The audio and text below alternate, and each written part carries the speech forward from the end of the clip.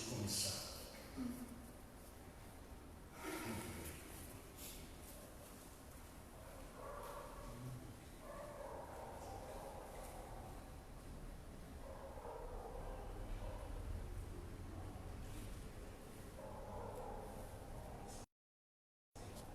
Eu quero trazer uma meditação para nós nesta noite que tem como título Jesus na visão do profeta Isaías. É interessante porque no momento que nós vivemos agora, eu fico preocupado. Por quê? Porque as pessoas elas estão mais com os olhos fixos, os ficos, nos acontecimentos. É claro que nós não podemos ficar dizendo daquilo que está acontecendo no mundo. Nós temos duas guerras em curso, uma na Europa e outra agora em Jerusalém.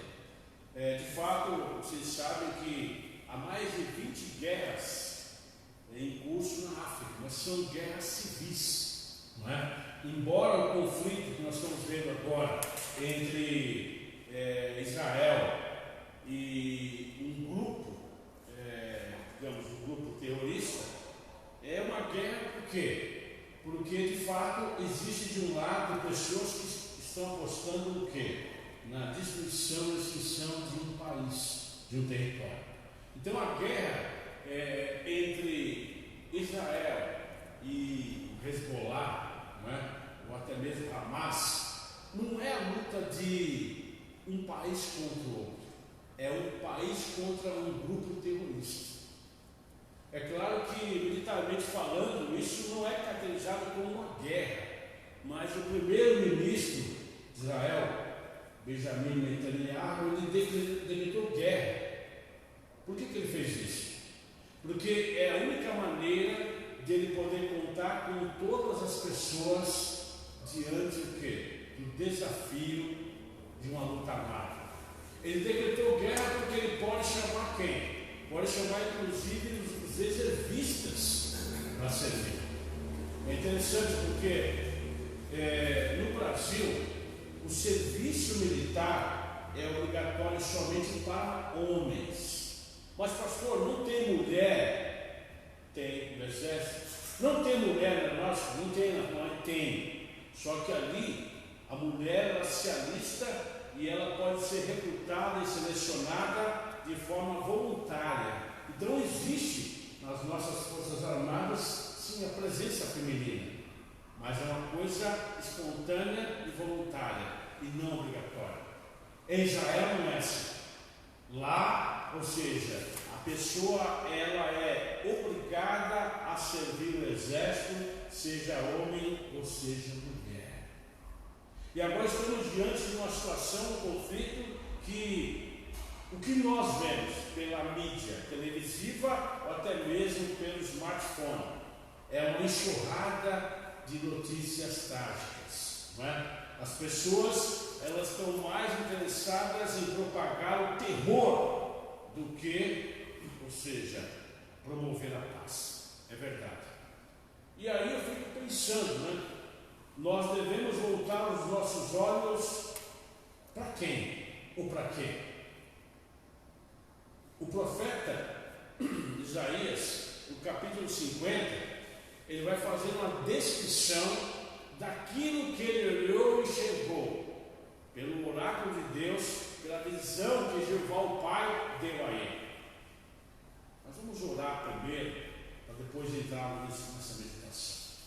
Pai, nós te agradecemos porque, como nós cantamos aqui, nós não olhamos as circunstâncias, mas olhamos ao nosso Senhor. Então, Pai, pedimos também agora, por essa breve meditação na Tua Palavra, nos eleva também, ó Deus, a olhar para a mesma direção, para o norte, para o lugar onde de fato está, ó Deus, a nossa vitória, a nossa esperança. Então, ó Deus, ilumina a minha pessoa agora e fala também ao meu coração, ao nosso coração nesta noite. Nós queremos te agradecer por isso, Pai. E oramos em nome de Jesus. Amém e amém. Como eu disse, quando nós pensamos na pessoa de Jesus, nós buscamos o quê? De fato enxergar Ele, mas as pessoas, elas olham para a mesma direção, para o mesmo objeto, ou para a mesma pessoa, e tem o quê? Opiniões diferentes, visões diferentes. Algumas pessoas no mundo até olham para Jesus e dizem o quê? Alguns dizem, de fato, ele foi um cara legal, fez bem, não é? Ajudou todas as pessoas, socorreu necessitados, curou enfermos, leprosos, coxos, expeliu demônios, ressuscitou pessoas. É verdade. Mas se eu perguntasse para você, de que forma você enxerga Jesus? Se eu chegasse para você, com a sua idade, e falasse, defina Jesus. Talvez você possa dizer sim, ou seja, Pedro vai dizer que ele, como João, que ele é amor. Não é verdade? Só que de fato, o amor é um atributo dele. Outros poderiam dizer, não, se de fato eu enxergo Jesus como o meu Salvador, como aquele que é Senhor da minha vida. Mas, e se eu perguntasse, defina Jesus? Seria possível, pastor Eduardo? O senhor que já é um teólogo, é um irmão? É inenarrável. É impossível, porque quando nós usamos o termo definição, segundo a filosofia, é você colocar o ponto final no que está. E Jesus é Deus. Ele é um ser indefinido, um ser incriado. O que nós vemos de fato são os atributos que o Pai lhe deu, que é onipotência em todas as coisas, onipresença, ele está em todos os lugares, e onisciência, ele sabe de todas as coisas. Mas o profeta Isaías, ele vai olhar para o futuro e o olhar dele chega a 720 anos antes da vinda de Jesus. Deus leva ele, ou seja, a profetizar a vinda de Jesus como aquele que de fato seria o divisor de águas, aquele que de fato ia mudar a história da humanidade para sempre. E é interessante porque a visão que Isaías tem do Messias é maravilhosa, é tremenda demais. Olha o que ele diz aqui em Isaías 50, Antigo Testamento, Isaías capítulo 50, versículo 1, o profeta diz: assim diz o Senhor, onde está a carta de divórcio de vossa mãe, pela qual eu repudiei? Ou quem é o meu credor, a quem eu vos tenha vendido? Eis que por vossas maldades fostes vendidos, e por vossas prevaricações vossa mãe foi repudiada. Por que razão vim eu e ninguém apareceu? Chamei e ninguém respondeu? Tanto se encolheu a minha mão que já não possa remir, ou não há mais força em mim para livrar? Eis que com a minha repreensão faço secar o mar, torno os rios em deserto, até que cheguem mal os seus peixes, pois não têm água e morrem de sede. Eu visto os céus de negridão e ponho o que? Um pano de saco grosseiro como uma cobertura. Versículo 4, olha para o profeta: o Senhor Deus, e algumas versões, o Senhor Jeová, o Adonai também, me deu o que? Me deu uma língua erudita, para que eu saiba dizer a seu tempo uma boa palavra ao que está cansado. Ele desperta-me todas as manhãs, desperta-me o ouvido, para que eu ouça como aqueles que dele aprendem. Aqui é interessante, no versículo 5 o profeta diz: o Senhor Jeová me abriu os ouvidos e eu não fui rebelde e não me retirei para para trás. Então a primeira coisa que aqui o profeta destaca na sua revelação é o fato de que sim, 720 anos antes ele profetiza e acontece. Mas o que chama a minha atenção é que ele faz uma advertência no versículo 1 até o 13, dizendo que de fato o povo pelo pecado estava vivendo em rebelião, estava vivendo em rebeldia. De fato, quando as pessoas vivem dessa maneira, elas não enxergam Deus, elas não enxergam o Senhor e não podem vislumbrar a obra de Jesus como Messias e como Salvador. Mas falou, mas o Senhor me deu o quê? Me deu uma língua erudita. De fato, o profeta, ele estava aqui em meio a um povo que estava rebelde, mergulhado na idolatria e no pecado. Ele estava trazendo uma mensagem de esperança para eles, que muitos estavam fadados ao quê?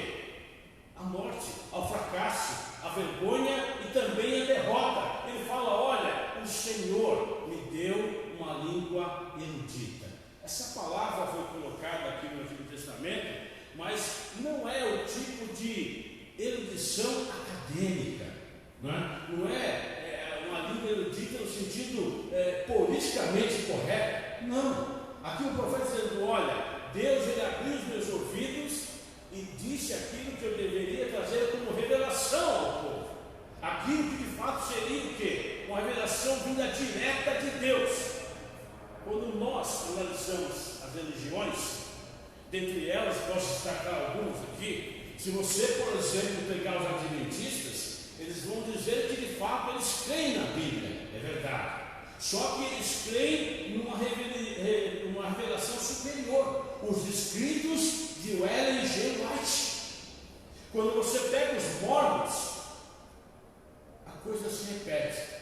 Eles têm um livro do Mormon que foi uma revelação do anjo Moroni, que foi revelada, ou seja, a um dos seus profetas, entre aspas, e eles dizem que aquela é a verdadeira revelação de Deus.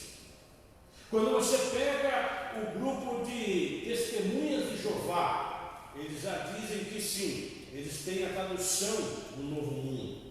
E é uma Bíblia, entre aspas, revelada por Charles Ferruccio, um homem também, que teve uma visão direta de Deus e direta de Jesus Cristo. Veja que a história se repete. Todos dizem que de fato receberam uma revelação direta de Deus e diretamente de Jesus Cristo.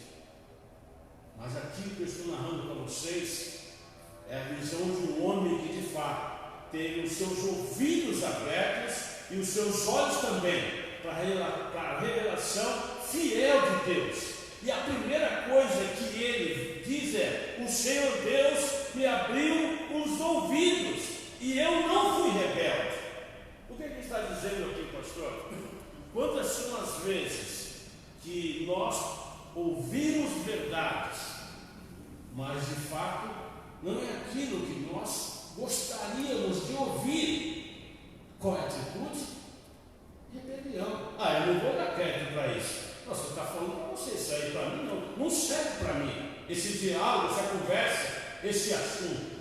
Aqui de fato, ou seja, a revelação de Deus é que Deus pesaria a mão sobre o seu povo que estava vivendo em pecado. Ele ouviu a revelação, mas ele não se revelou contra aquilo que Deus havia revelado a ele.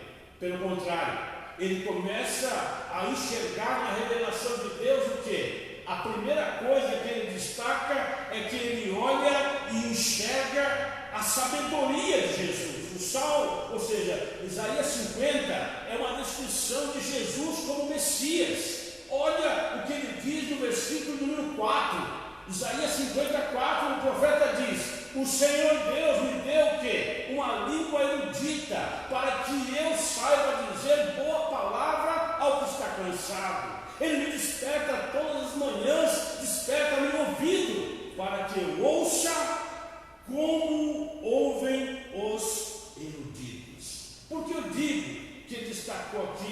sabedoria de Jesus. Porque Lucas vai narrar no capítulo 2, a partir do versículo 43, um fato muito interessante. Qual que aconteceu? Aconteceu que Jesus, ele morava num cômodo emprestado na casa de Pedro, em Cafarnaum. E até mesmo antes disso, enquanto criança, ele já foi criado ali em Jerusalém. E certa feita, a Bíblia diz, relata que estava, entre aspas, parafraseando, claro, estava José e Maria, eles estavam ali na 25 de março de Jerusalém. E pasme, tem uma rua que é, ou seja, é uma rua que é dominada pelo comércio dos árabes, e parece muito a 25 de março. Mas Lucas vai narrar que aconteceu o quê? Aconteceu que enquanto ele estava ali comprando realmente alimentos, de repente Maria fala: cadê o menino? O pai fala: você que é a mãe não sabe? Eu não sei que está o menino. Ficaram perguntando ali: você viu o menino assim, tá? Você viu? Não vi. E aí de repente eles perceberam que eles só não tinham procurado Jesus em um lugar. O que fizeram? Lucas vai dizer, no capítulo 2, 43, 47, que eles fizeram: vamos então até a sinagoga. E quando chegaram lá, estava Jesus no meio dos mestres, dos teólogos, dos doutores da lei. Estava ele ali ensinando e fazendo exegese, interpretando o quê? As palavras do profeta Isaías. Então Isaías, ele vai 720 anos antes profetizar isso, que de fato Deus daria a Jesus o quê? Uma língua erudita, ou seja, no sentido de ser palavras cheias de graça, palavras que curam, palavras que edificam. Não sei se você sabe, mas tem uma entidade nos Estados Unidos que eles reúnem lá as crianças que são avaliadas com um alto índice de QI, quantidade de inteligência. É uma entidade que ela busca crianças inteligentes, superdotadas, em qualquer lugar do mundo e levam para lá. Por quê? Porque eles vão então proporcionar para essa criança um estudo diferenciado, especial. Ela já tem então, fazendo parte dessa fundação, ela já tem garantindo, ou seja, o ensino médio, o ensino superior e até mesmo pós-graduação. E eu fiquei admirado quando eu vi essa reportagem. Mas será que a sabedoria desses pequenos gênios pode ser comparada à inteligência e à sabedoria de Jesus? Não, porque ele é a própria revelação. João vai dizer que o Verbo se fez carne. Jesus morava no céu com o Pai. Ele se encarnou, habitou no meio de nós. Ou seja, ele era a própria palavra encarnada, a sabedoria em pessoa. Então me chama a atenção porque o profeta vai destacar isso, que viria aquele que estaria acima do que? Da sabedoria. Jesus é supracultural, não é verdade? Nele, como Deus, existe um atributo chamado onisciência. Eu tenho um amigo, e ele, para me provocar, ele fala assim: Del, eu estou ligando para você porque você é o cara que sabe tudo. Eu falo: não faço, eu sei muito, tudo não, ninguém sabe tudo. Mas ele fala isso brincando, é verdade. Mas de fato, Jesus se destacava pelo quê? Pela sua onisciência. Ele sabia de todas as coisas, porque de fato ele era o menino Jesus, aquele que de fato seria no futuro Deus homem e o homem Deus. Olha o que ele vai destacar também: a obediência de Jesus.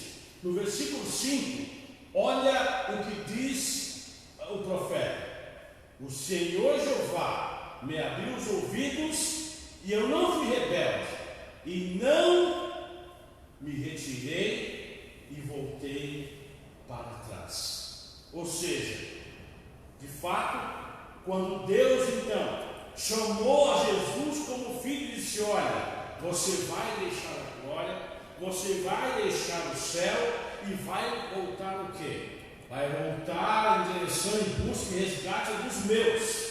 João 12 fala que ele veio para os seus, mas os seus não receberam.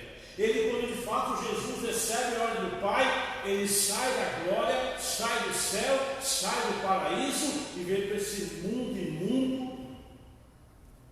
Não é? Ele vem aqui para sofrer o quê? Humilhação, escárnio, sentença de morte e crucificação. Ele, de fato, quando recebeu a ordem do Pai, ele não olhou para trás.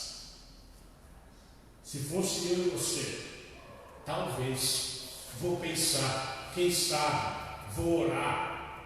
Não. Ele, de fato, quando recebeu a ordem do Pai, ele veio para esse mundo imundo por causa de mim, por causa de você, e por causa, principalmente, que foi uma ordem do Pai. Jesus, quando curava alguém, o que ele fazia? Ele sempre dava glórias a Deus o Pai. Ele falava: obrigado, Pai, porque o Senhor sempre me ouve. A recíproca também era verdadeira. Por quê? Porque quando Jesus estava ali no Rio Jordão, um homem esquisito, que estava ali, João Batista, esquisito porque ele tinha, de fato, um homem que tinha uma gastronomia diferenciada. Ele gostava de comer gafanhoto com mel silvestre. Não sei se você sabe, mas especialistas apontam que o futuro da humanidade, um futuro bem breve, qual vai ser a base alimentar? Para ter certeza do Fábio, eu sei que ele só gosta de picanha argentina. A base da alimentação do futuro vai ter como o quê? Fundamento e base o sexo. Tá? Então, de fato, o hábito de João Batista de comer inseto com mel silvestre, isso um dia voltará. Aliás, na vida tudo é cíclico, não é verdade? Tudo vai e vem. Quer um exemplo? Qual que é a última moda agora? Carro elétrico. Você sabia que antes de 1920 todos os carros eram elétricos? Quem inventou o primeiro carro a combustão? Henry Ford. Todos os carros eram elétricos. Hoje é o quê? Top de linha. Não é? Foi falou: eu vou trocar, vou pegar um ano que vem. Eu falei: louvado seja Deus. Ou seja, de fato a vida é cíclica, não é verdade? As coisas vêm e vão. Mas quando nós pensamos de fato nesse atributo que só Jesus tem, que é a onisciência, nós vemos de fato o quê?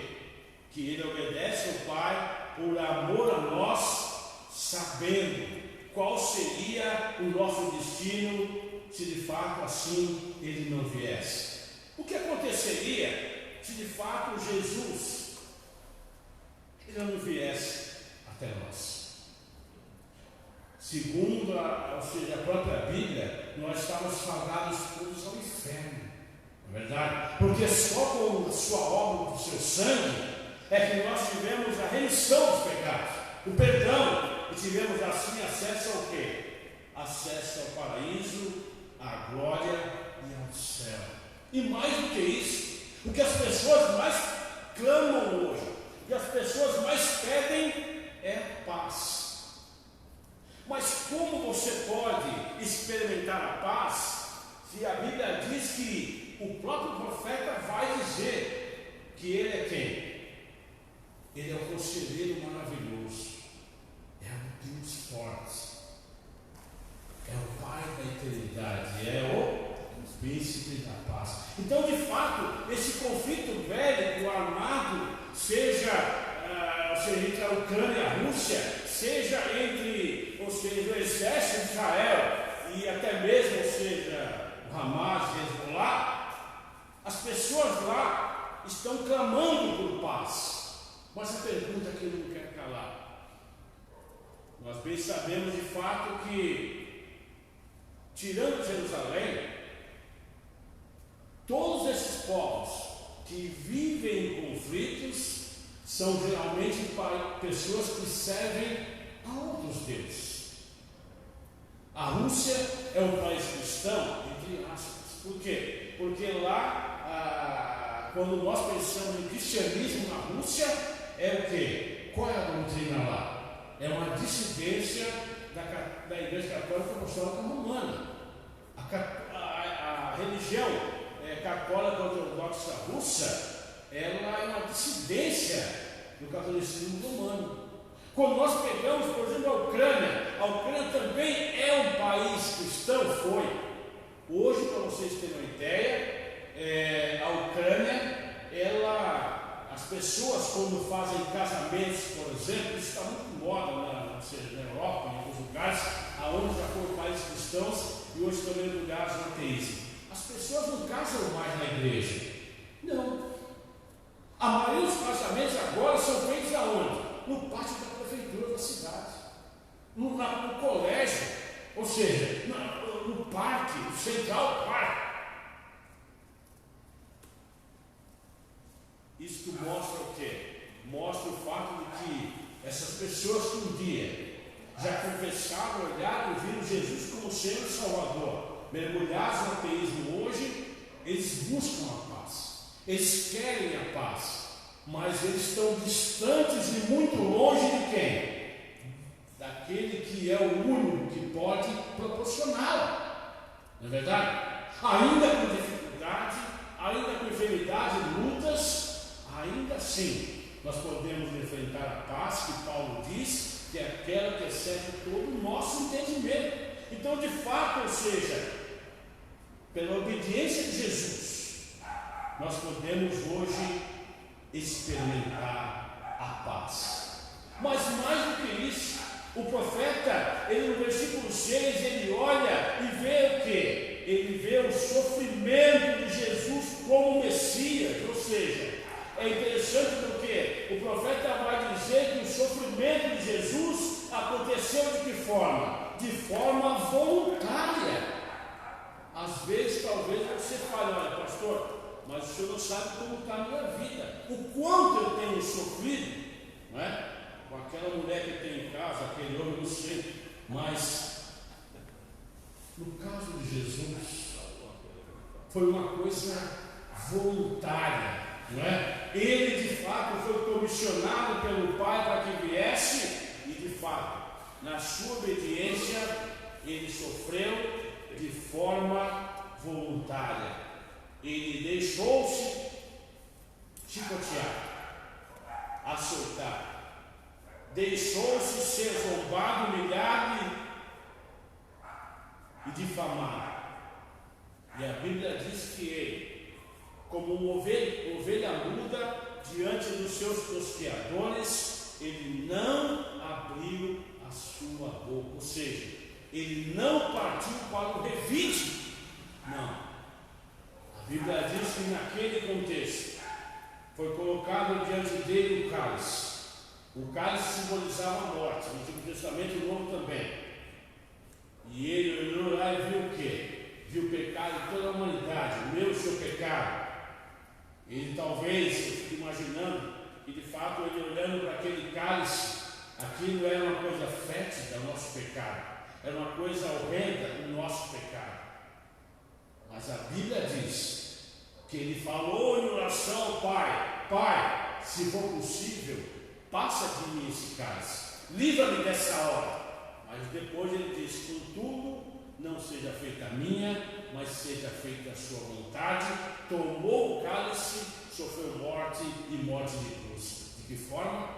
Voluntária. Vocês sabiam que hoje grande parte dos combatentes, dos soldados do Hamas, é formado por vontade? Sim? São jovens, inclusive brasileiros, né? Que fizeram ela e estão lá agora pegando metralhadora. São pessoas que se oferecem voluntariamente para propagar o ódio. Se oferecem voluntariamente para matar pessoas inocentes, crianças, idosos, civis. Ele também veio ouvir a palavra. Interessante. Mas de fato, ou seja, Jesus, ele se oferece voluntariamente num ato, uma atitude de amor, de compaixão por cada um de nós.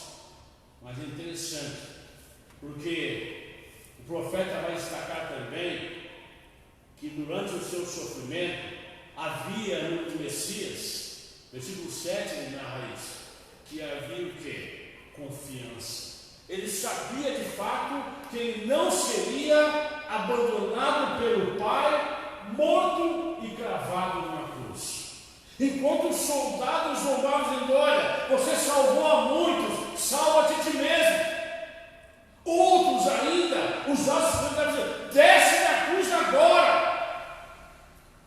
Mas ele permaneceu ali, não é? Vocês sabem que de fato a morte de Jesus se deu por asfixia, né? Ou seja, o que matou Jesus não foi a lança, não foram os cravos nos pulsos ou nos pés. Não. Ele morreu por falta de ar.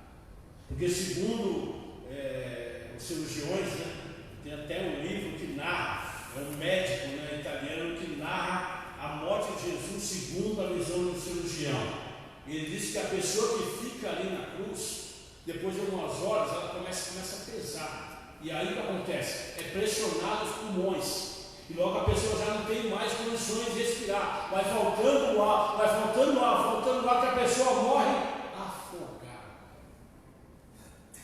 A Bíblia diz que mesmo passando por esse quadro, Jesus tinha plena confiança que ele não seria esquecido e jamais ele seria abandonado pelo Pai. Pastor, qual a aplicação para a nossa vida hoje? O mesmo princípio. Na dificuldade, ele vai estar sempre ao nosso lado. Na adversidade, vai estar sempre conosco. O nome dele é chamado Deus Emmanuel. El significa Deus, Emmanuel significa presente do nosso lado ou conosco. Isso de fato é o que pode nos proporcionar a paz, saber que ele jamais vai desistir de nós. Ele diz o quê? Eis que estarei convosco até a consumação dos séculos, e termina dizendo amém. Nós temos dificuldades, enfermidades e problemas, é verdade, mas saber que ele não desiste de nós, isso é o que de fato conta, isso é o que de fato importa. As pessoas que estão vivendo nesse mundo sem Deus e sem Jesus, elas não têm mais o quê? Não tem mais esperança, não tem mais aonde se pegar, se segurar. Elas estão de fato vivendo à luz do quê? Do samba do Zeca Pagodinho. Deixa a vida me levar, me leva eu. Nós não. Nós temos o quê? A possibilidade de saber que nós um dia vamos lançar nossa âncora num lugar seguro. O nosso barco vai aportar num porto seguro. E mais do que isso ainda, olha que interessante, o profeta ele olha o versículo 8 de Isaías 50 e ele pode o quê? Ele pode ver e enxergar o testemunho de Jesus. Olha o que diz o versículo 8 de Isaías 50. Perto está o que me justifica. Como assim? Aqui quem é esse que está? O próprio Deus. Quem contenderá comigo? A primeira pergunta. Apresente-nos juntamente quem é o meu adversário. Chega-se para mim. Ou seja, Jesus, ele podia testemunhar que ainda que as pessoas zombassem dele, ainda que as pessoas desacreditassem a sua pessoa, ele era justificado pelo próprio Deus e pelo próprio Pai. O Pai que testificava de fato quem era ele. Jesus, certa feita, perguntou: as pessoas da sinagoga para fora, do templo para fora, quem elas dizem que eu sou? Uns falavam: dizem que você é a ressurreição de Elias, ou de Abraão, ou de João Batista. E Jesus, olhando nos olhos da própria, vocês, quem sou eu para vocês? Aí um deles falou: olha, tu és o Cristo, o Filho de Deus Altíssimo. Bem-aventurado Simão Barjonas, porque não foi revelado pela carne, mas pelo Espírito Santo. Ou seja, Jesus, ele tinha Deus o Pai como aquele que dava a ele o quê? O valor devido, os atributos. Paulo vai dizer que Jesus, ele tinha nele a mesma essência do Pai, tendo os mesmos atributos: onipresença, onipotência e onisciência. Mas olha ainda o que vai dizer o profeta no versículo de número 9. Ele vai falar, destacar o fato de que sim, o Senhor, ele vai sempre deixar diante das pessoas e de nós o quê? A possibilidade de nós termos um encontro verdadeiro com ele.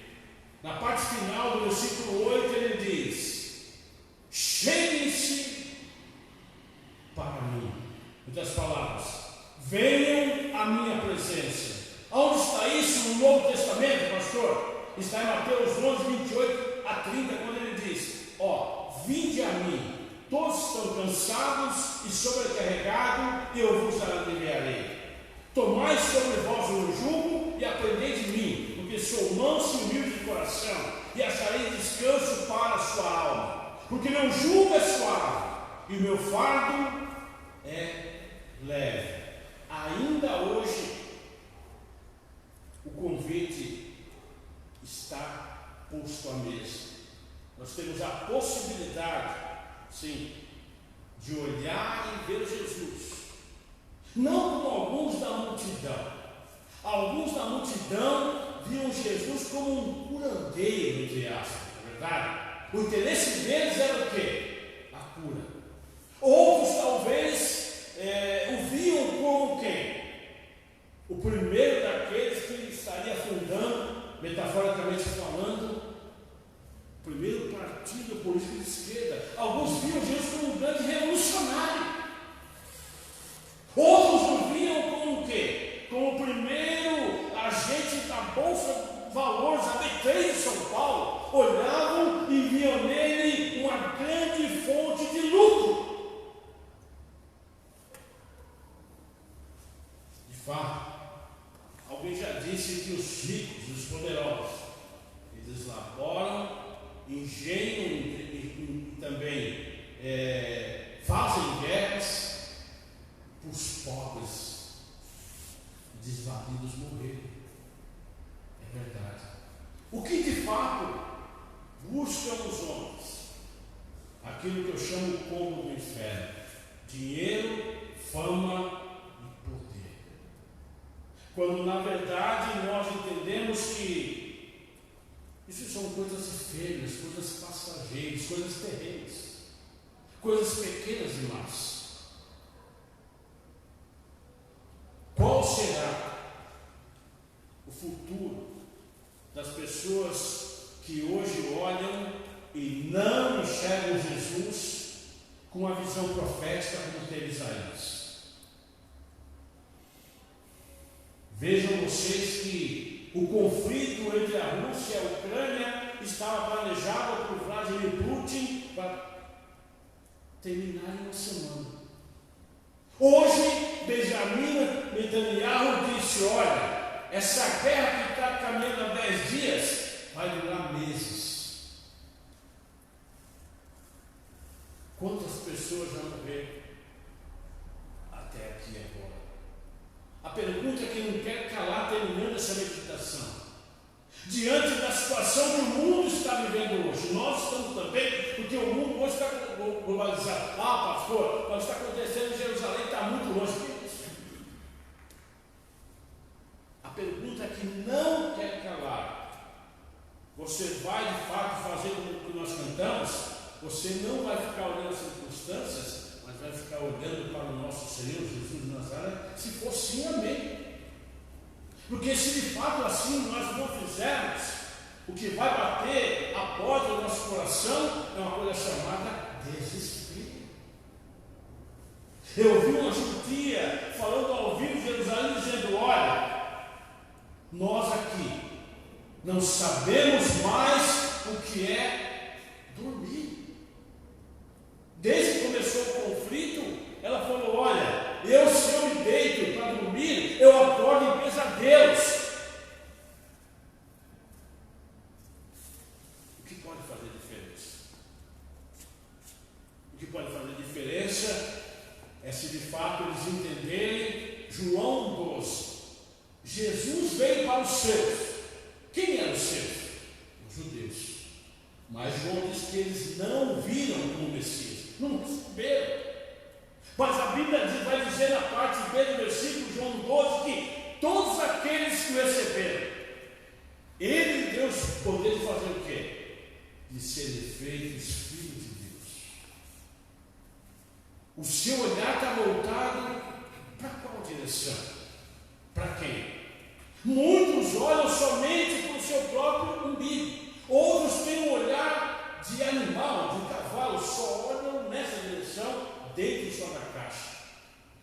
O desafio que eu lanço para mim, para você e para nós é o quê? Nós de fato buscarmos ter uma visão como tem Estevão, que sendo apedrejado disse: olha, eu estou vendo, eu estou olhando para o céu e vejo Deus o Pai e Jesus sentado à sua destra, no seu lado direito. A Bíblia diz que os judeus tapavam os olhos, falavam: cala a boca desse homem, cala a boca desse homem agora. O desejo do meu coração é que você busque ter uma visão profética, a exemplo do profeta Isaías, e veja a solução dos problemas, o recurso útil e tão necessário na pessoa de Jesus de Nazaré. Eu fui bombardeado essa semana com vídeos no WhatsApp, redes sociais. Alguns me ligaram: pastor, será então agora o fim do mundo? Eu falei: não, meu querido, o plano escatológico está longe de acontecer ainda. Mas pastor, você não está vendo o que está acontecendo? Estou vendo. O que eu disse para essa pessoa? Olhe para a cruz, olhe para Jesus. O plano de Deus está revelado na sua palavra. Volte os seus olhos para a Bíblia e você vai entender de fato que nem começou ainda o princípio das dores. Vamos olhar para Jesus? Vamos olhar para o nosso Senhor e o nosso Salvador? O profeta de fato disse: olha, eu coloquei os meus ouvidos na direção do profeta e da profecia. Jesus é Messias. Não fiquemos então somente ligados, dando crédito e valor a coisas negativas, destrutivas demais. Não foi a primeira e não vai ser a última, e não foi a última guerra e o último conflito. Ainda haverão muitas. Mas eu sou super otimista, é minha marca. Eu creio que de fato que o nosso Senhor e nosso Salvador Jesus breve virá e vai dar um ponto final em tudo isso. E a humanidade, saber aqueles que confessam o seu nome, vão de fato experimentar a verdadeira paz. O céu aqui na terra. Oremos. mundo precisa de paz. O mundo precisa de Jesus. O mundo precisa voltar os seus olhos para Deus. Vamos lá.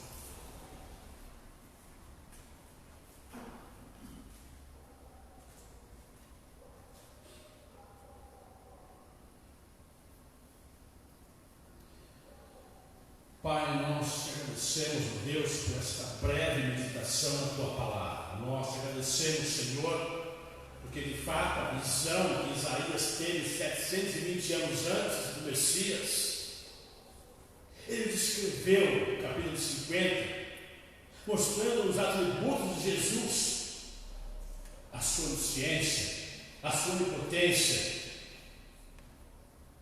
e mais do que isso, o profeta o descreveu como aquele que seria o Salvador do mundo. Então, Pai, as pessoas precisam voltar-se para Deus.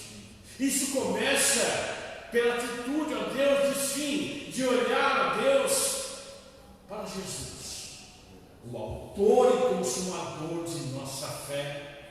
Pai, nós cantamos aqui há pouco que nós não ficamos olhando para as circunstâncias. Circunstâncias são o quê? São lutas, dificuldades, problemas, atrocidades, guerras, contendas, toda espécie de mal, maledicência, maldade. Nós cantamos que vamos continuar olhando para o nosso Senhor. Sim, é verdade. Nós temos, ó Deus, uma esperança viva. Nós temos a promessa de um Deus que não é homem para que minta e se arrependa. A tua palavra profética diz que Jesus voltará. E Maranata, Senhor, que seja breve, para que de fato nós possamos enfrentar a paz na plenitude da palavra. Nós de fato, Senhor, temos que começar, que estamos cansados, é verdade. O sistema do mundo, o sistema pecaminoso e caído tem trazido a nós, ó Deus, uma fadiga espiritual. É verdade. Mas vamos se fortalecer no Senhor. Vamos de fato, ó Deus, ancorar nossa esperança em Jesus de Nazaré, o nosso porto seguro. Pai, faz com que as pessoas, Senhor, elas possam também experimentar essa paz que só Jesus, o príncipe da paz, pode proporcionar. Nós pedimos, Senhor, o mundo precisa de paz. O mundo precisa de mais guerras, de mais conflitos bélicos e armados. Não. Mas é bem verdade, Senhor, as pessoas estão de fato mais motivadas a ir ao ódio, à intolerância, do que o amor. Tem misericórdia, Senhor, da humanidade. Eu peço isso porque eu penso nos filhos dos meus netos e nos netos dele, ainda considerando que nós não estaremos mais aqui na face da terra. Como dizem os judeus, a essa altura nós já fomos embora do mundo, é verdade. Obrigado, Senhor. Nos dá a visão profética de que a nossa esperança está no nome de Jesus. Amém. Graças a Deus.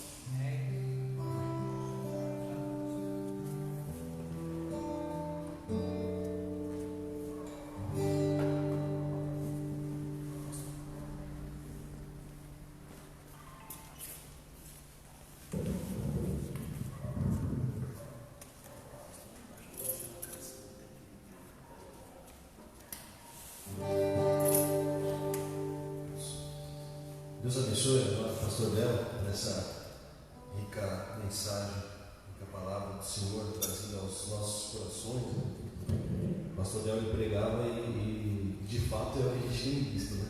O desespero da humanidade, né? Das pessoas. Né?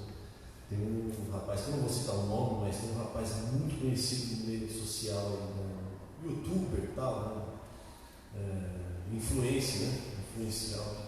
E ele postou um vídeo falando que, ai meu Deus, estou preocupado, conhecedor da palavra, pelas palavras dele, né? Estou preocupado porque essas coisas estão acontecendo aí, está tudo na Bíblia, e eu não sei, eu estou vivendo uma parte tão boa da minha vida, e eu estou achando que isso vai voltar rápido. Eu queria viver mais uns 5 aninhos aí.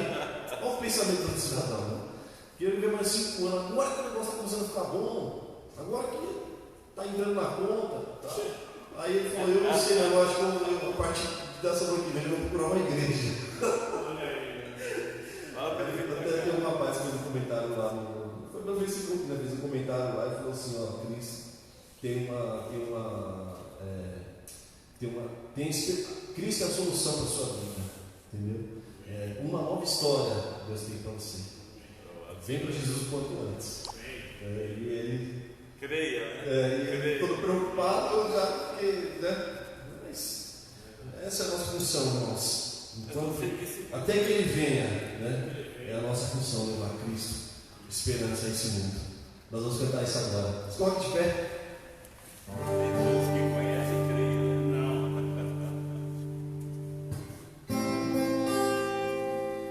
Refrão dela diz assim, ó.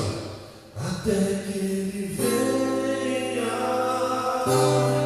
até que ele venha, Cristo a esperança que ao mundo vou levar, até que ele venha, até que ele venha, ele é a razão que faz contigo.